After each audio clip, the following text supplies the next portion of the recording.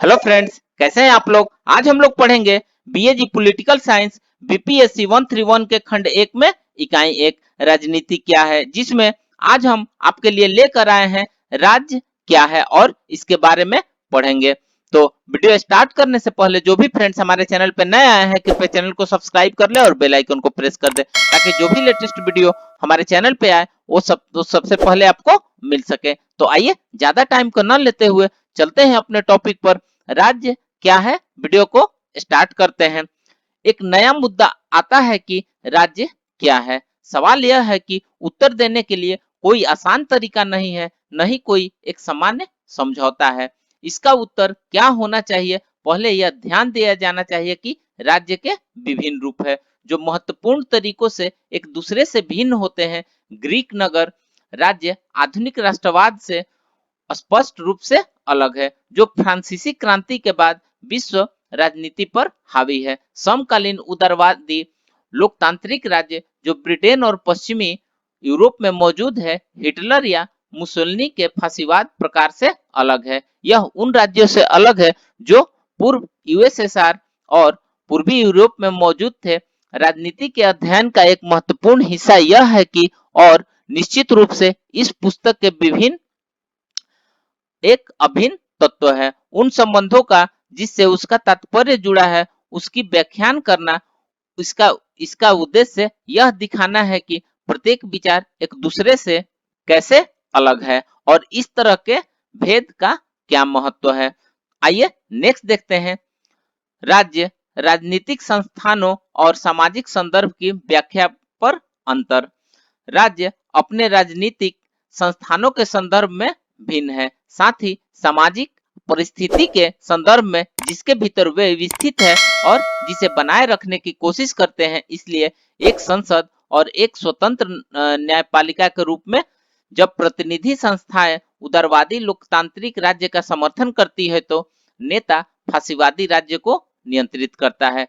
सामाजिक संदर्भ के संबंध में महत्वपूर्ण अंतर पश्चिमी और सोवियत प्रकार की प्रणालियों के बीच है। अब तक पूर्व को एक समाज में अंतर्निहित किया गया है जो कि पूंजीवादी अर्थव्यवस्था के सिद्धांतों के अनुसार आयोजित किया जाता है, जबकि बाद के मामले में उत्पादक समाज के संसाधनों का स्वामित्व और नियंत्रण राज्य द्वारा किया जाता है। इसलिए प्रत्येक मामले में राज्य की संरचना अलग ढंग से की गई है। यह एक बहुत ही अलग तरीके से सामाजिक ढांचे में काम करता है और यह राज्य की प्रकृति और उद्देश्यों को बड़े पैमाने पर प्रभावित और प्रेरित करता है, जो कि यह सेवा करना है। राज्य के विभिन्न रूप है, लेकिन जो भी रूप किसी के भी दिमाग में है, राज्य उस तरह का एक विशालकाय ढांचा नहीं है। इससे शुरुआत करेंगे कि राज्य सरकार का सामान नहीं है, बल्कि यह विभिन्न तत्वों की एक जटिलता है जिनमें सरकार केवल एक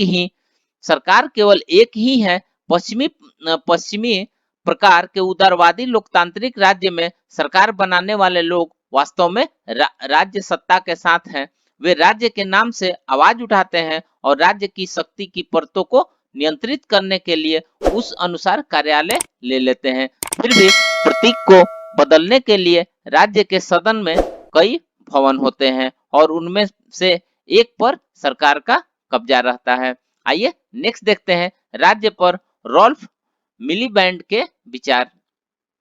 राज्य पर रॉल्फ मिलीबैंड के विचार उनकी पुस्तक the state in capitalist society में दिए गए हैं। रॉल्फ मिलीबैंड ने उन विभिन्न तत्वों को दर्ज करते हैं जो राज्य के गठन ने एक साथ काम करते हैं। पहला, लेकिन किसी भी तरह से राज्य तंत्र का एकमात्र तत्व सरकार नहीं है। पहला, सरकार किसी भी तरह से राज्य तंत्र का एकमात्र तत्व नहीं हो सकता है।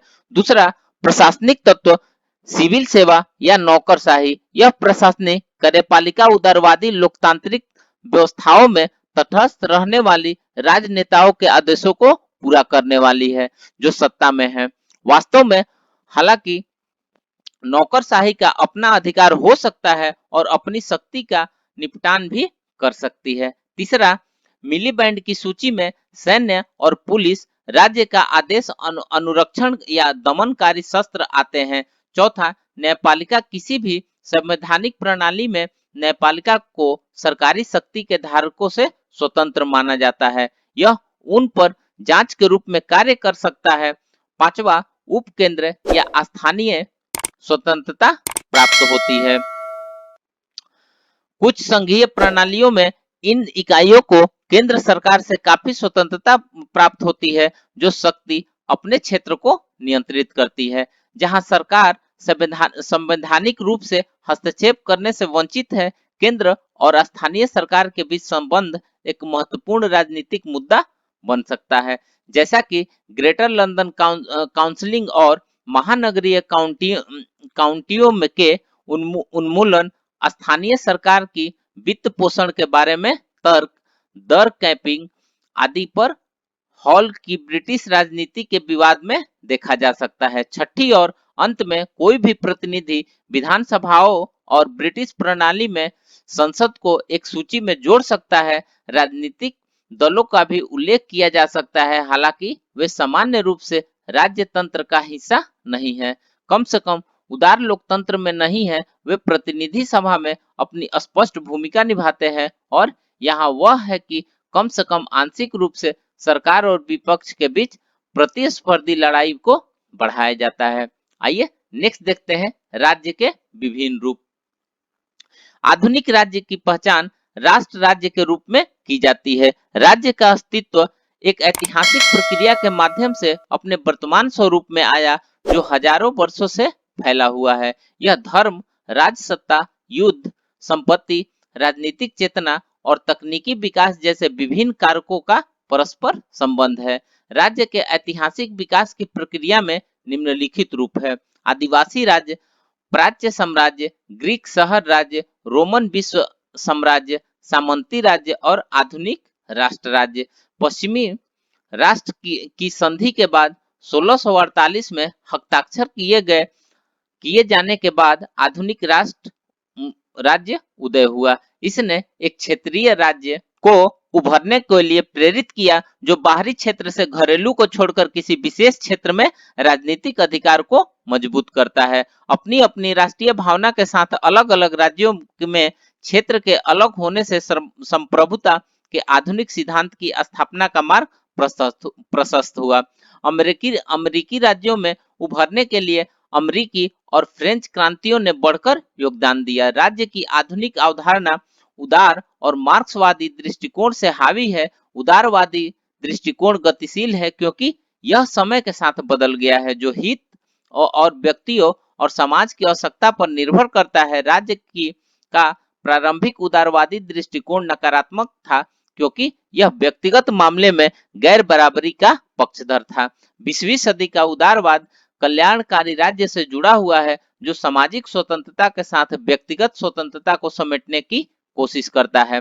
मार्क्सवादी धारणा राज्य के उदारवादी विचार को खारिज करती है। राज्य का एक वर्ग एक साधन के रूप में बुलाती है और सर्वहारा क्रांति के माध्यम से एक वर्ग विहीन और राज्य विहीन समाज की स्थापना करना चाहती है। हालांकि रूस में रूसी क्रांति के बाद ऐसा नहीं हुआ और एक वर्ग विहीन और राज्य विहीन समाज के बजाय हमने सत्ता को सोवियत समय के दौरान कुछ लोगों के हाथों में केंद्रित होते देखा। राज्य पर नारीवादी दृष्टिकोण मुख्य रूप से दो कोणों से देखा जा सकता है: उदार और कट्टरपंथी।